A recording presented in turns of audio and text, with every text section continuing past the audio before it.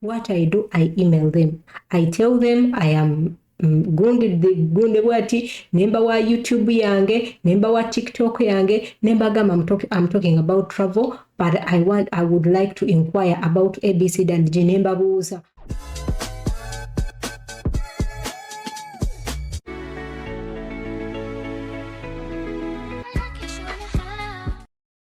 Mujje baliko manaji muwangalira kasube muri bulungi. Simanyi oba bino byenjogera mubiwulira ddala. Mubiwulira ne mubiteeka mu nkola kubanga simanyi video za America tezitera kutambula simanyi. Komenti nga wansi tugambe tetwagala America, twagala nsi bweziti ze twagala kubanga visa gundi za America olunaku lwa leero mbaleetedde visa sponsorship jobs ezamu America. Mbaleetedde recruitment agency ekola mu America like eja abantu mu nsi ez'enjawulo. Gwe Munnayuganda gezesa sindika kola CV ate by the bino ebintu si bizibu era eringa eya America eri gye nabawaddeko si nzibu nnyangu ya kujuza. Watch this video until the end. Gwe wenna wena Munnayuganda ayagaliza munno kwata link giforwardingireko omuntu omulala ku WhatsApp ku gundi baforwardingireko abantu mubeere nga mulaba videos n'eno. Anyway katweyongere maaso naye munabiwulira mmwe. Mubiwulira ddala sisuubira. Anyway tugende maaso. Genda waneeno ku Google owandiikemu ekigambo MED as in MED Pro International. Ogenda kujja kweno page efaanana bweti link eri mu bio gikwatemu. Wonoogikwatamu ogenda kujja ku page efaanana bweti. Wonojja ku page efaanana bweti ndowooza olaba eno gundi y'abannansi kati ngenda kuzoominga tulabe bulungi ffenna nga mbasomera ng'olaba. Eno gundi ekugamba MedPro International is the industry lead in the recruitment, training and staff of foreign educated healthcare professionals. Ngekulaga wano eno since 2006 we understand Syria through the bichi byonna byesomere gwengo omuntu gwo wenna bakuyambako kati bakugamba waneeno that includes expert in the area of immigration, licensing, crediting and testing to ensure candidate qualify to come to US. Awo ne wenkomaawo gwe wena Omunnayuganda bagenda kujirira ku gundi yonna balaba oba ddala osobola okubeera nga otambula ogwa mu gundi yaabwe gw'omuntu wena ng'oli professional ng'oli ddala professional ng'oli musawo ng'oli biki gisindikira omuntu yenna ng'oba ali mu sekita ey'obusawo eyaki nga ddala akiri. Kino kitu tekirimu ABCD alina okubanga mwakiri kubanga they will do everything ojja nakola ekigezo kya gundi cha English. After that they will file everything. Abantu abasinga mutya kye bayita America temugitya kasobera ngo ina omulimu nti gendera ku mulimu guno naddala emirimu gya nursing tebajja kuma visa. I'm telling you the truth, they will not. Ashitegeera. So kati ekibuuzo kye mugenda okumbuuza waneeno bakugamba we have successfully placed more foreign educated health professional than any other company in our industry. Bakulaga waneeno help bring you American dream of life. Gwe kenyini bakuyambako. Mbadde nsaba weesomereko bino byonna olabe ekituufu. Kati gwe wenna ekintu kyoyagala kigenda kuba kimu. How can I apply? Awo tugenda watch it until the end. Kati olaba gino emirimu waliwo waneeno healthcare organizations n'ogenda waneeno wano waggulu wano lwabanga mbizoominze nnyo njagala ffenna tubirabe waliwo registered nurse, medical technologist, certified nursing assistant, healthcare facility egundi jijo. Kati gwe kenyini gwe simanyi wawongwa wobanga oli waneeno oba oli certified nursing assistant jangu okwatewo bwe wati wona okwate ogenda kujja ku page efaanana bweti ojja kwene page efaanana bweti kankujukize gwe wena Omunnayuganda bino ebintu tebagenda kusaba ssente zo. Ebintu bye bagenda okugamba genda ogule ofune insurance genda okole ABC nga gwe ssente toziwadde muntu kansubire we are together nga ssente toziwadde muntu jangu waneeno gambe apply today. wogamba apply ogenda kujja ku page faanana bweti bino ebintu byangu nnyo as quick as possible lwakubanga nzuuminze nnyo okay wano I think it is much better jangu waneeno otandika okujjuzaawo erinnya lyo oteekewo ebintu byo. Do you have a WhatsApp number? Woba ogirina giteekewo eya WhatsApp okitegeera such that in case of anything they can basobola okukola ki basobola okucontactinga bagaye by submitting your WhatsApp number through this form you consent to receive message from this international via WhatsApp.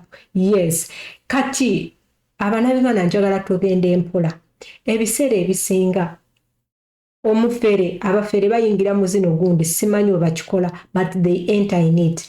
Gwe wena musobola okubeera nga mwogera ng'ennamba yeeyo kasita omuntu yenna akugamba ku bintu bya ssente mugambe nedda oba okitegedde teekawo ennamba yo in case of anything teekawo wanene contact gundi amanya go ne gundi yonna oba contact mode oba oyagala ki eno ebiseera ebisinga oba oyagala ku contactinga ku WhatsApp they can osobola oteekawo WhatsApp because I think it is more better because muba mu tekitwala ssente nnyingi okitegeera gwe woba oyagala Skype it is okay woba oyagala WeChat ekyo zikola nnyo mu Canada rather China Viber biki gwe woba oyagala email they can still email you it depends on what you want okitegeera. So kati nze kangeze bwento noteekawo email yo noteekawo enamba y'essimu noteekawo gundi yo ya WhatsApp nojja waneeno nogamba where country where you are currently living noteekawo Uganda nogamba where are you born kangeze tugambe era babazaalira wera Uganda temu babazaalira wabantu mwe anyway currently working in a professional area. Yes, wobanga okola which facility okitegeera teekawo kangeze hospital clinic skilled nursing biki oba others you can put any kubwanino nze simanyi wawo okola mu ddwaliro okola mu kakiriniki okola wa simanyi wawo okola gwe wennyini kangambe kakiriniki specific specialist n'ogamba oba muki mu bwenna laabu bikoze bitya byonna nursing transplant simanyi gwe kennyini oba nursing home care aizulu I really don't know. Kati waneeno bwetugenda waneeno NLC NCL kati waneeno eno gundi eri National Council License Examination bw'obanga ogirina osobola okuteekawo gundi waneeno bw'oba togirina gamba nno bw'oba ogirina teekawo bw'oba togirina year of graduation you put there your school I don't know the school ojja waneeno ogambe gundi experience byonna biwandiikewo teeka wane resume yo then ne transcript eno gundi it is actually very very easy banange nkiddamu if you really don't want ng'oba kale toli nansi oba nga toli bano abantu nkwegayiridde please and please giforwardingira omuntu yenna agyetaaga kubanga goyinza okuba togyetaaga but giweereza omuntu omugambe watch this video until the end kubanga eno gundi nnyangu omwana agigezaako cause it is very very easy okitegedde ne baneeno aba medical technologist nammwe musobola okigezaako exactly bwekityo naawe n'otandika ne certified nurse biki byonna gwe bisomeeko.